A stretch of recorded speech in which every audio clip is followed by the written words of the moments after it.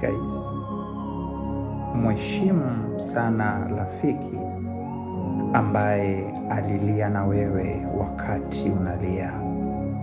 Mthamini sana rafiki ambaye alikushika mkono wakati mambo yamekwenda mlama. Kumbuka, yeye ndiye alikuwa msaada kwako. Yeye ndiye alikuwa faraja kwako. Alijinyima ili wewe uwe na amani. Umefanikiwa leo.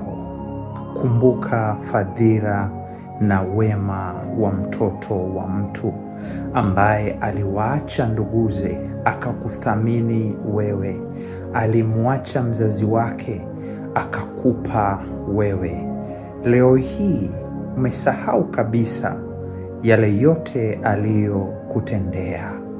Lipa wema, lipa fadhila, hata kwa kusema asante rafiki yangu, ulinishika mkono. Kumbuka, yeye alikupa mpaka nguo zake alizozipenda wakati wewe hauna.